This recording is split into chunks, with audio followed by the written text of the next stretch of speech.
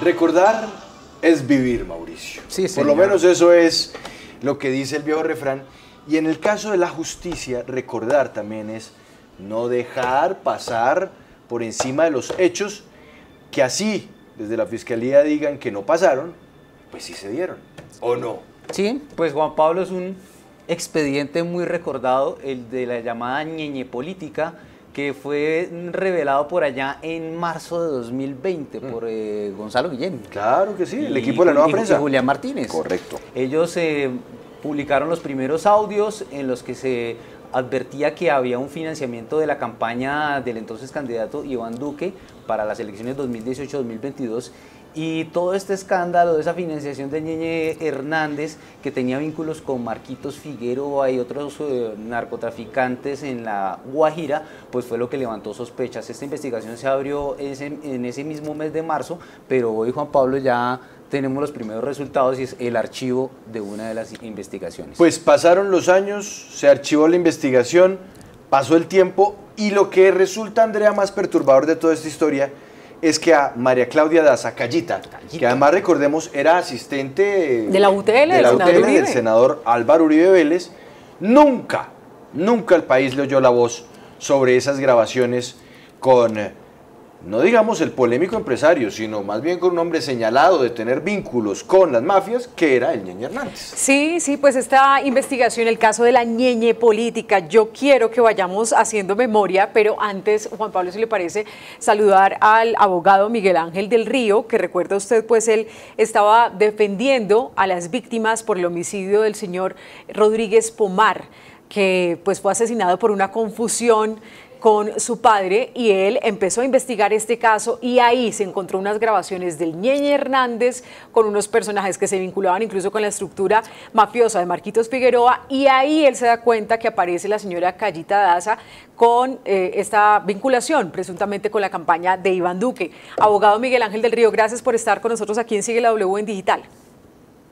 Andrea, un caluroso saludo para usted, para Juan Pablo, Paola, a todos sus televidentes y todos los que están en la mesa de trabajo. Gracias por la invitación.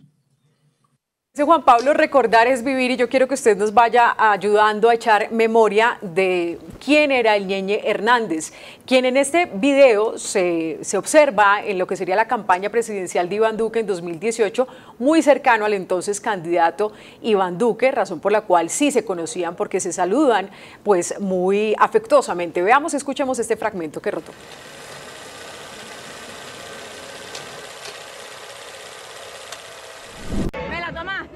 Mi amor, yo te la tomé, sí. ¿Sí me la tomaste? Yo te la tomé, sí. ¿Ah? Yo te la tomé. Ahí se ve entonces ese abrazo afectuoso. Abogado Miguel Ángel del Río, ¿quién era el Ñeñe Hernández y cuál era su cercanía con Iván Duque y con la campaña? Gracias, Andrea. El Ñeñe Hernández, hay que adicionarle algo a lo que dijo Juan Pablo, que estaban en las estructuras del narcotráfico de Marquitos Figueroa, de la organización criminal de Marquitos Figueroa. Adicionalmente, fue acusado de homicidio. De hecho, un juez de la República hace un año estableció una condena en contra de Marquitos Figueroa con ocasión a la intermediación de José Hernández. José Hernández era un empresario, un ganadero de la región Caribe, específicamente del departamento del Cesar, que tenía unas relaciones cercanas con el narcotráfico. De hecho, pertenecía a la estructura delictiva de Marcos Figueroa, una organización dedicada al crimen, al asesinato, al robo de combustible, a la extorsión y evidentemente al narcotráfico.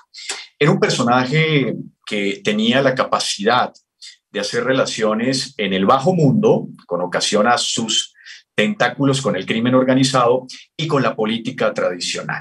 Y a partir de ahí, el padre del Ñeñe Hernández era muy cercano al padre del presidente Duque. De ahí venía esa relación cercana. Sus hijos, es decir, el Ñeñe Hernández y Goyo Hernández, hermanos ellos, tenían una relación entonces con el presidente Duque a partir de esas particularidades. Y a través de María Claudia Daza, quien también es del departamento del Cesar, con quien el Ñeñe Hernández tenía una relación amistosa junto con su esposa María Mónica Urbina, fueron el vínculo para llegar entonces a la campaña del presidente Duque y evidentemente las cercanías también con el señor Álvaro Uribe Vélez. Todo ese andamiaje permitió que a través de María Claudia Daza, en conversaciones que todos escuchamos en el país, se establecía la forma de recoger dineros para ingresarlos a la campaña del presidente Duque. En este caso, debido a que el Ñeñe Hernández pertenecía a una organización delictiva que fundaba sus recursos en el narcotráfico, es que nosotros construimos la teoría en ese momento de que habían ingresado dineros del narcotráfico a la campaña del presidente Duque.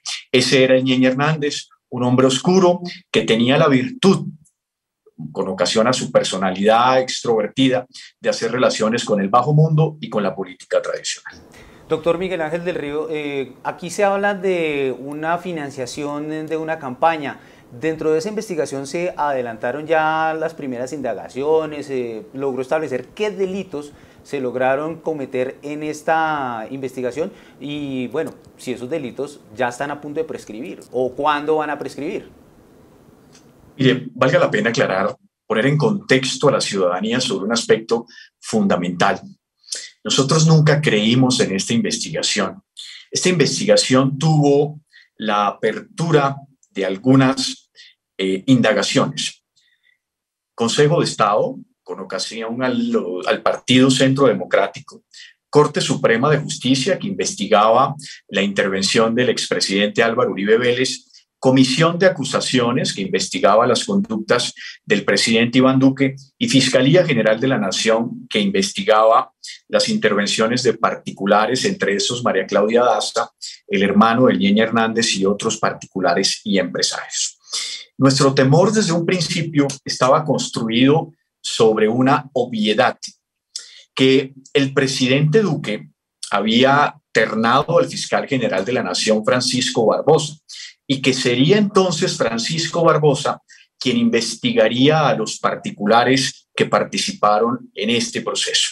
Con una eventualidad, esos particulares hacían parte o hicieron parte efectiva de la campaña presidencial del presidente Duque. María Claudia Daza es amiga personal de Francisco Barbosa. ¿Qué posibilidad de éxito puede tener una investigación donde el jefe del ente investigador tiene una relación personal con la indiciada? Pues el futuro de la investigación iba a ser el archivo. Se archivaron las investigaciones en la comisión de acusación sin mayores indagaciones ni elementos materiales de convicción. Por otra razón lógica, la mayoría parlamentaria del gobierno y del ejecutivo que favorecía evidentemente los intereses del presidente Iván Duque. La única investigación hoy abierta es en la Corte Suprema de Justicia, que ha sido la única institución que da hoy todavía garantía de investigación, de indagación y de cierta imparcialidad. Pero el tema en la Fiscalía era bochornoso. Jamás Francisco Barbosa, aún con una solicitud de recusación, decidió apartarse de esta investigación. Este es el favor que le hace Francisco Barbosa al presidente Duque, que lo ternó como fiscal general de la Nación para que se despida en hombros en este último evento de acto de gobierno del presidente Duque, salir incólume de cualquier tipo de investigación para que evidentemente en los 2 años que le queda a la Fiscalía General de la Nación se protejan estas investigaciones. No había ninguna ambición de éxito en esta investigación. Con ese contexto es importante entrar entonces a los delitos. Los delitos que se investigaban era corrupción al sufragante y financiación de campañas de manera ilícita. Nunca se investigó el proceso madre, que era la primera actuación que ha debido hacer la Fiscalía. El proceso madre. Cómo financiaba el Ñeñe Hernández sus actividades personales, sus actividades profesionales. Ni siquiera se indagó si el Ñeñe Hernández pertenecía a una estructura delictiva. Nunca se indagó los procesos de extinción de dominio del Ñeñe Hernández junto con Marquitos Figueroa. Nunca se llamaron a los analistas que en su momento hicieron las interceptaciones. Y una novedad alarmante para todos, el mundo al revés. El proceso de la ñeñe política está archivado y los investigadores de policía judicial que participaron en las investigaciones y que pusieron en el pecho están sub judice. Sí. Abogado, para que nos refresque usted un poco la memoria, ¿esas grabaciones eran indicios de qué? Y hasta dónde, no hablemos de la Fiscalía, pero usted como investigador e incluso nuestros colegas de la Nueva Prensa lograron avanzar para comprobar o confirmar que lo que se afirmaba en esas grabaciones terminó concretándose. Es importante advertir que esto empieza con un gran accidente. Se investigaba un homicidio ocurrido en Barranquilla en agosto de 2011, donde tenían unos sicarios el propósito de asesinar a un ganadero, el señor Carlos Rodríguez, y confundieron al señor finalmente con su hijo, Oscar Eduardo Rodríguez Pomar.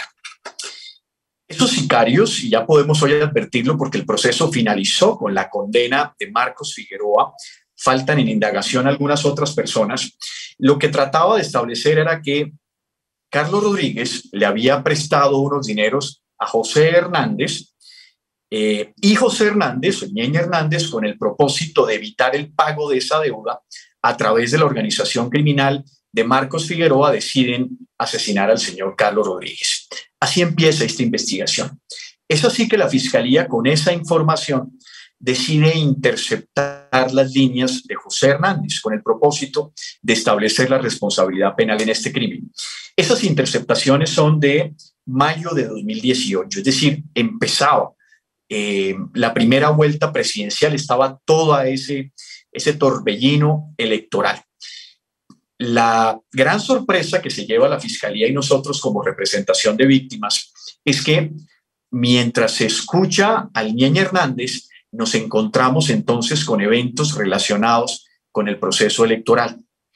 Es ahí cuando los funcionarios de policía judicial prenden las alarmas y le advierten a la Fiscalía que dentro de esas escuchas no se está estableciendo la responsabilidad penal del homicidio de Oscar Eduardo Pomar, sino que se está estableciendo la construcción de delitos electorales y solicitan una compulsa de copias que nunca llegó, porque entre otras cosas fue gracias al escándalo finalmente que se establece que hay un CD que no aparece, el famoso CD de las conversaciones de María Claudia Daza y el Ñeñe Hernández no aparecía. El fiscal Barbosa finalmente lo encuentra en un almacén de evidencias, casi que perdido después de 2 años de investigación. Es decir, querían tapar este escándalo. Con esa información, que era fundamental además, no solamente para establecer la responsabilidad penal con relación al delito electoral, sino que esa presión generaría necesariamente la investigación sobre el asesinato de Oscar Eduardo, es que decidimos hacerla pública para que la ciudadanía conociera lo que estaba pasando. Fue un escándalo que evidentemente movió los cimientos del ya presidente Iván Duque. Sin embargo, sus relaciones de amistad y para nosotros sus relaciones de complicidad desde el punto de vista de eliminar las investigaciones en los que nos tienen hoy con un archivo. Finalmente, el escándalo en su momento dio resultados para generar una presión y que se investigara el homicidio de Oscar Eduardo Pomar y se establecieran las responsabilidades penales de Marquitos Figueroa y de Ñeñe Hernández. Pero la financiación de la campaña con dineros del narcotráfico todavía es una deuda pendiente. Sí, pues yo quiero que hagamos también un flashback, un recorderis de algunas de esas grabaciones de Calla Daza. Ya hemos escuchado las grabaciones con el Ñeñe Hernández, pero también escuchemos esta que reveló Noticias 1, donde ella hablaba con la pareja del Ñeñe Hernández, María Mónica Urbina, y que mostraría pues también una cercanía de Calla Daza con el expresidente Álvaro Uribe Vélez y con el Ñeñe Hernández. Y el Ñeñe está, que no me contesta. Viene en camino, gorda, ya está aquí. Pero se da buzón porque de pronto le vendo el lote. Te quiero contar que Uribe nos prestaron hasta el de él. Bueno, uno de los íntimos de Uribe. Y también esta conversación entre el señor Aguilar, usted sabe, Juan Pablo, que es uno de los fundadores del Centro Democrático en el departamento de Santander. Un gran amigo del Ñeñe Hernández. Esta grabación la reveló La Nueva Prensa con Gonzalo Guillén, con Julián Martínez, y donde decía el Ñeñe, oiga, ya tenemos presidente y tenemos amigo, cuando ganó las elecciones presidenciales.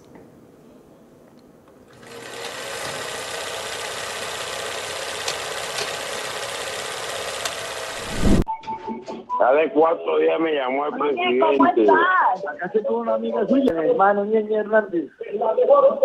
El hombre que quiere Iván Duque. Ay, ve acá. Oye, Ñeñe, ¿sabe que yo lo aprecio mucho?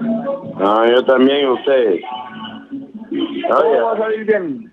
Tenemos presidente. Tenemos presidente, tenemos amigos. ¿Qué es lo que vale más que la plata? Vale más que tenemos amigos. Y finalmente, Juan Pablo, que lo revelamos en Sigue la W, pues ya hace bastante tiempo y que quedamos muy pendientes del papel del Ñeñe Hernández en lo que sería la estructura criminal de Marquitos Figueroa.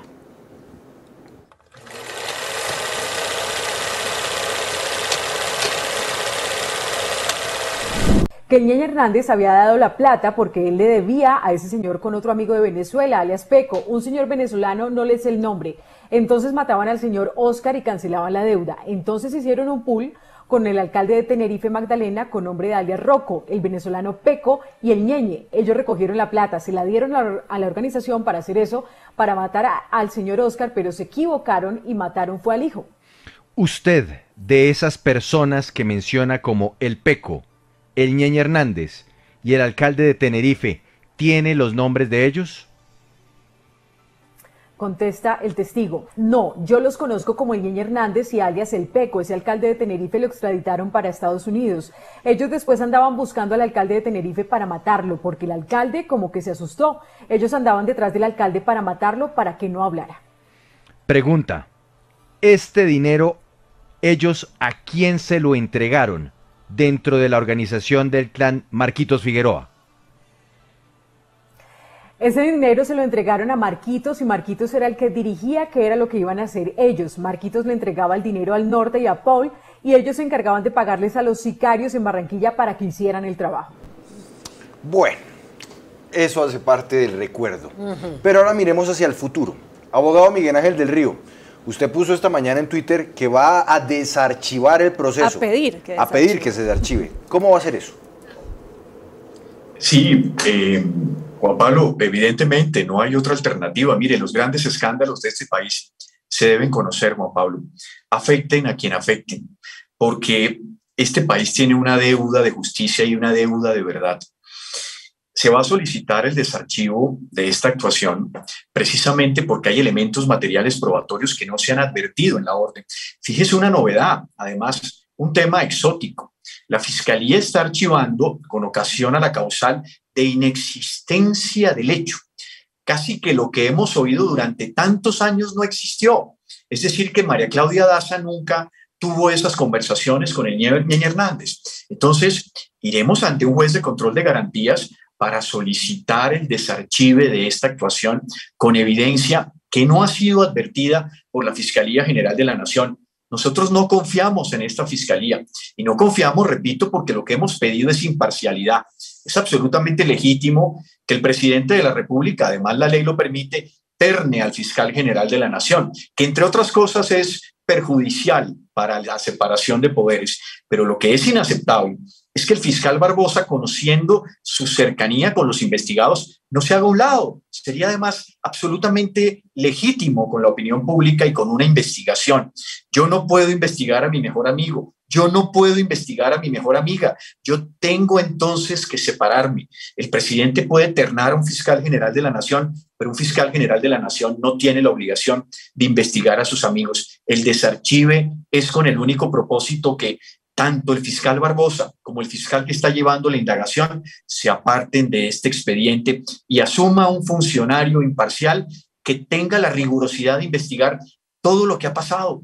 No hemos escuchado la voz de María Claudia Daza, usted lo decía en su momento, Juan Pablo, pero eso es un derecho constitucional, es decir, es permitido que ella asuma el derecho de no declarar, pero lo que no es permitido es que la Fiscalía no haga una investigación exhaustiva y rigurosa. Por eso solicitaremos el desarchivo de esa investigación para que se lleve hasta las últimas novedades en esta investigación y podamos tener la verdad procesal en este y en todos los expedientes. A este país le hace falta tanta justicia.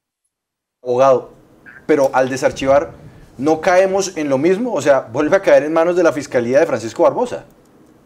es que lo que pedimos fundamentalmente adicional al desarchivo, Juan Pablo, es que sea apartado el fiscal Barbosa, que el fiscal Barbosa... ¿Es decir, un juez?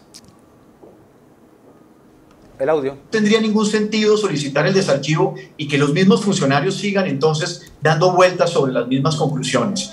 Necesitamos que el fiscal se aparte y el fiscal delegado para esta investigación en la Fiscalía Tercera Especializada también se haga a un lado y que venga un funcionario imparcial nombrado por la Corte Suprema de Justicia como fiscal ad hoc para que haga esta investigación. Lo hemos pedido siempre.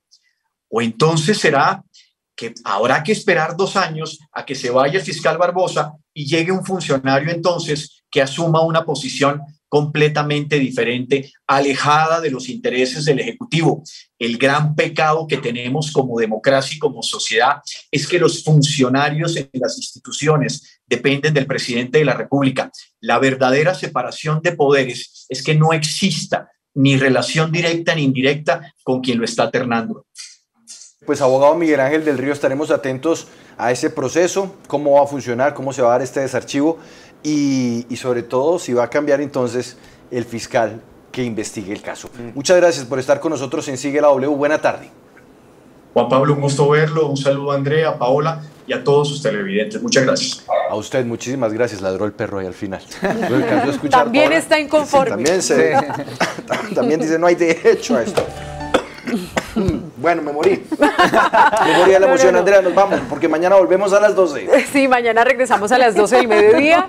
Estamos en la radio, estamos en todos los diales de la W y también estamos en video, en YouTube y en Facebook para que usted nos busque y siempre nos sintonice. Paola, mañana a las 12 le van a volver. Ay, mire, él le está mandando una florecita. Lucas le manda una rosa. Ay, muchas gracias, Lucas. Mañana. No. Así empiezan los chistes. Sí, cuidado. Mañana a la 1, Paola, a la 1. Mañana a la 1, Sigue la W Digital, YouTube, Facebook, W, Radio Colombia. A ustedes, gracias por estar con nosotros y recuerden, aquí sigue la W.